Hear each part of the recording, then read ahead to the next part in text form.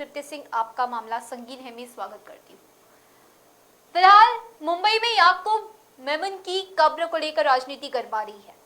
एक तरफ जहां शिवसेना की लड़ाई सुप्रीम कोर्ट में है, 27 सितंबर को शिवसेना को लेकर फैसला आएगा, तो दूसरी तरफ अब मुंबई में याकूब मेमन की कब्र को लेकर लड़ाई तेज हो गई है। कल देर रात भाजपा नेता राम कदम ने एक ट्वीट किया। इस ट्वीट के जरिए उन्होंने सवाल उठाया है महाराष्ट्र के पूर्व मुख्यमंत्री उद्धव ठाकरे पर कि आखिर एक बम ब्लास्ट के आरोपी की कब्र ऐसी क्यों सजाई गई है। आखिर एक बम ब्लास्ट के आरोपी की कब्र को इतना तवज्जो क्यों दिया जा रहा है, उसे इतनी इंपॉर्टेंस क्यों दी जा रही है। इसको लेकर भाजपा नेता राम कदम ने ट्वीट किया और उद्धव ठाकरे से सवाल पूछा, जिसके बाद आज जब कब्र पर जाकर देखा गया तो हालात बिल्कुल अलग थे। फूलों को हटा लिया गया था, उस कब्र से एलईडी लाइट्स को भी हटा दिया गया था। तो आखिर उद्धव ठाकरे की अगुवाई वाली सरकार में क्या सच में ऐसा हुआ था, ये सबसे बड़ा सवाल है। तीसरी तरफ महाराष्ट्र के उप मुख्यमंत्री देवेंद्र फडणवीस फिलहाल महाराष्ट्र के दौरे पर हैं।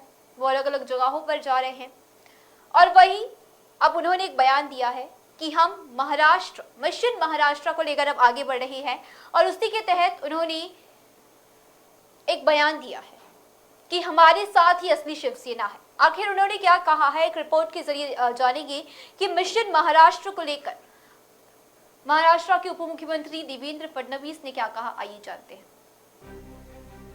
शिंदे और उद्धव गुट के बीच असली शिवसेना को लेकर सुप्रीम कोर्ट में लड़ाई जारी है। इस बीच महाराष्ट्र के उप मुख्यमंत्री देवेंद्र फडणवीस ने असली शिवसेना को लेकर बड़ा बयान दिया है। उन्होंने पुणे में मीडिया से बात करते हुए कहा, हमारे साथ असली शिवसेना है। हमारे साथ आने वाले शिंदे गुट के विधायक और सांसदों की सीटों पर भाजपा दावा नहीं करेगी। आमच्या सोबत ओरिजिनल शिवसेना आहे आणि ओरिजिनल शिवसेना जी शिंदेच्या नेतृत्वात त्याच्यात जे जे लोक आलेले आहेत त्यांच्या कोणाच्या जागेवर आम्ही कशाला त्या ठिकाणी दावा करू। हां, जर उरलेली शिल्लक सेना जी आहे त्या शिल्लक सेनेचा कोणी असेल तर त्या ठिकाणी आम्ही आणि शिंदे साहेब मिळून ठरवू। इसके अलावा देवेंद्र फडणवीस ने बारामती लोकसभा सीट को लेकर भी मीडिया को जानकारी दी है। उन्होंने कहा कि हमारा मिशन महाराष्ट्र है और बारामती भी महाराष्ट्र के अंदर ही आता है। आमचं मिशन महाराष्ट्र चाललेलं आहे, आमचं मिशन इंडिया चाललेलं आहे। बारामती हे महाराष्ट्रामध्येच येतं, ते महाराष्ट्र बाहेर नाही, त्यामुळे मिशन महाराष्ट्राच्या अंतर्गत बारामती आहे। तो अपनी रिपोर्ट देखिए, एक तरफ महाराष्ट्र के उप मुख्यमंत्री देवेंद्र फडणवीस से दावा कर रहे हैं कि हमारे साथ असली शिवसेना है। 27 सितंबर को होने वाली सुनवाई में भी असली शिवसेना एकनाथ शिंदे की अगुवाई वाली ही शिवसेना जो होगी साबित होगी। याकूब मेमन की कब्र को लेकर फिलहाल राजनीति जारी है। मेरे साथ मेरे सहयोगी सुरेंद्र जी जुड़ चुके हैं। सुरेंद्र जी, आपके पास आने से पहले हम एक रिपोर्ट के जरिए जानेंगे कि आखिर याकूब मेमन की कब्र को लेकर क्या हुआ था। आखिर क्या देर रात भाजपा नेता राम कदम ने ऐसा ट्वीट किया कि कब्र को लेकर राजनीति इतनी गर्मा गई है और अब महाराष्ट्र के पूर्व मुख्यमंत्री उद्धव ठाकरे को माफी मांगने के लिए कहा जा रहा है। क्या सच में उनके ही सरकार के दौरान ऐसा हुआ था कि उनकी कब्र पर, याकूब मेमन की कब्र पर एक आतंकवादी 1993 के बम ब्लास्ट के आरोपी याकूब मेमन की कब्र को सच में फूलों से सजाया गया है? 5 साल पहले याकूब मेमन को फांसी हो गई थी।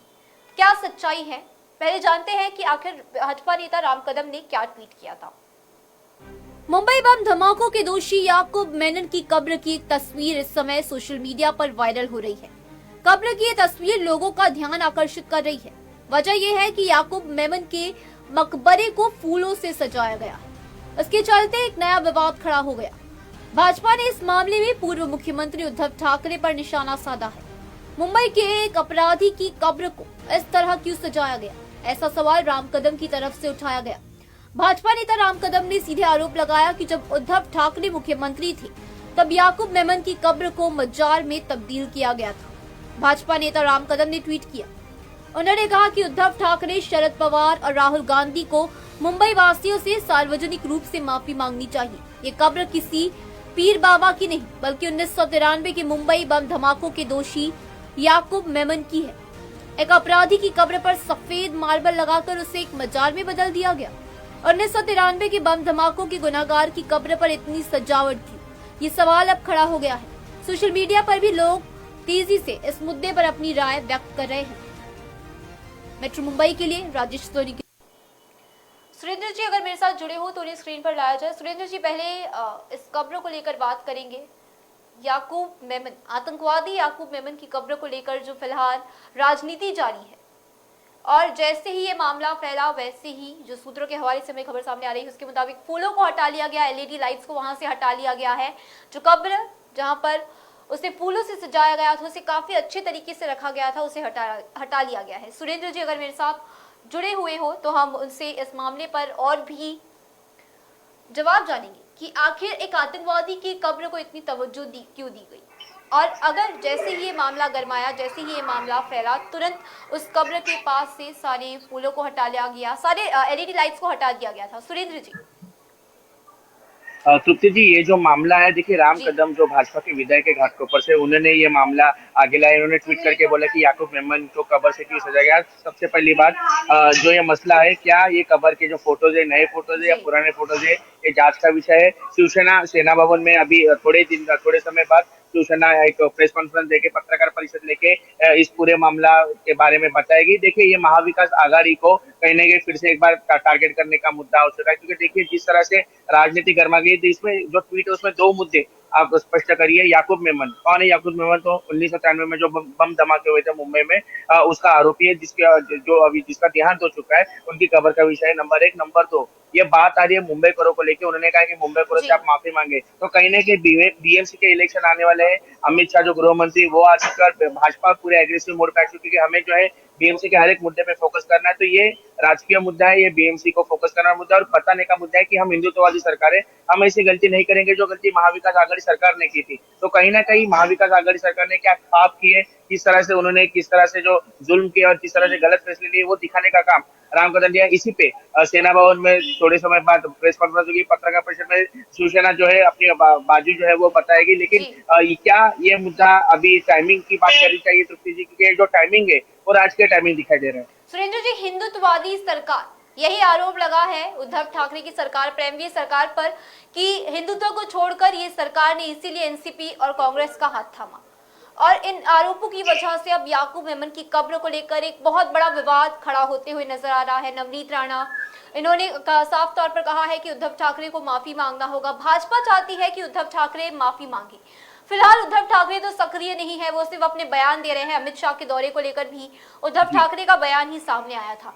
तो क्या इस मामले की सच्चाई को लेकर उद्धव ठाकरे क्या बोलेंगे, और सच में ऐसा हुआ है तो ये एक बहुत बड़ी, एक शर्मनाक घटना है मुंबई के लिए, क्योंकि आतंकवादी याकूब ने कई मुंबईकरों को मारा है। 1993 की बम ब्लास्ट को मुंबई कभी नहीं भूल सकता है, और एक आतंकवादी की कब्र को इतना इंपॉर्टेंस देना, ये काफी शर्मनाक है। अगर एमवी सरकार ने ऐसा किया है तो सच में ये काफी शर्मनाक है।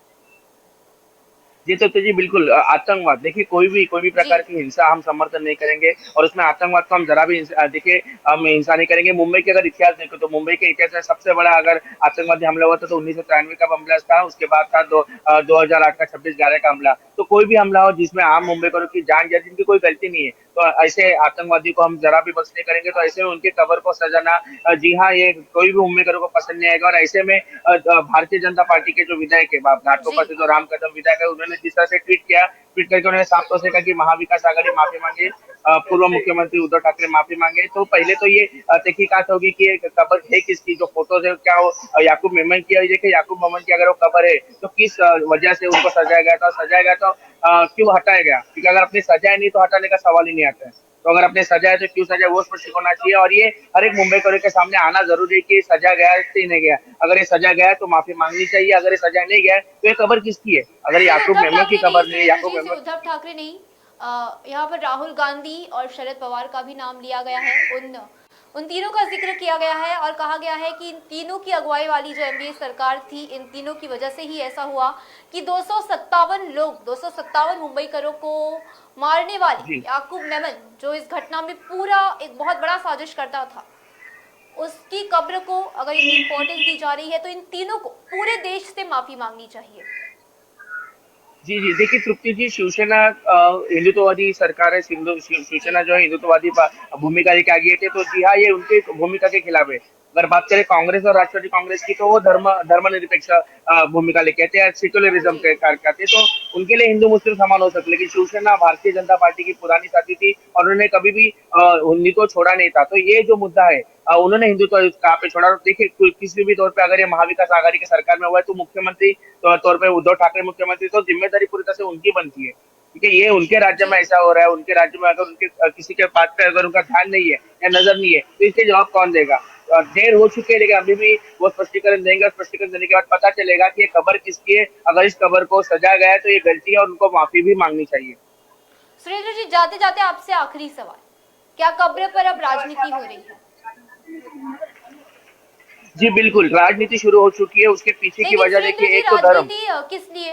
क्योंकि भाजपा तो सरकार लेकर बैठी है, भाजपा ने एमवीए सरकार को गिरा दिया है, और अब कब्र को लेकर अचानक सवाल क्यों उठाया जा रहा है? जब भाजपा और शिंदे सरकार महाराष्ट्र में बैठे हैं, तो अब कब्र का मुद्दा अचानक क्यों लाया गया? क्या पहले याद नहीं आया? और अगर कब्र ऐसी हालत में है तो 2.5 महीने से तो शिंदे की ही सरकार है। जी जी, मैंने शुरुआती में एक शब्द का उच्चार किया था, टाइमिंग। ये टाइमिंग आप देख लीजिए, केंद्र सरकार भाजपा के पास है, राज्य सरकार युति के साथ मतलब शिवसेना भाजपा के साथ आ चुका है, लेकिन अभी भी बीएमसी नहीं आ चुका है।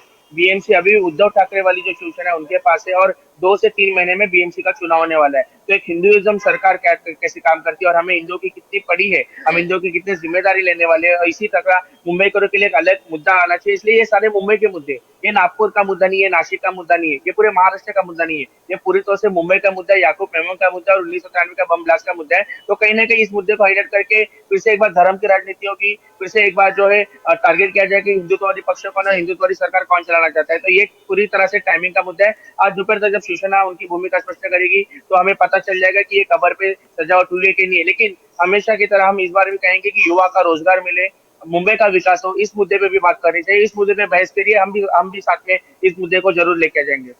शुक्रिया सुरेंद्र जी, आपने काफी अहम जानकारियां दी। फिलहाल मामला संगीन है में आज का मुद्दा इतना ही था, लेकिन क्या कब्र पर राजनीति की जा रही है? अगर कब्र को सच में फूलों से सजाया गया, अगर वो तस्वीर सच में पहले की है, तो ये बहुत शर्मनाक है महाराष्ट्र के लिए और उन मुंबई करों की मौत पर, जिन मुंबई करों को 257 मुंबई करों को याकूब मेनन की साजिश की वजह से मौत के मुंह में जाना पड़ा था। 257 मुंबई कर 1993 के बम ब्लास्ट में मर गए थे। 2007 में याकूब मेमन को फांसी की सजा सुनाई गई थी और 5 साल पहले याकूब मेमन को फांसी दी गई थी। मरीन लाइन स्टेशन के पास याकूब मेमन का कब्र है, लेकिन इस कब्र को लेकर अब राजनीति शुरू हुई है। भाजपा नेता राम कदम ने अब महाराष्ट्र के पूर्व मुख्यमंत्री उद्धव ठाकरे पर ही बड़ा आरोप लगाया है। फिलहाल उद्धव ठाकरे की अगुवाई वाली शिवसेना में से किसी का भी इस पर बयान सामने नहीं आया है। लेकिन क्या राजनीति में कब्र को घुसाया जा रहा है या कब्र पर राजनीति हो रही है?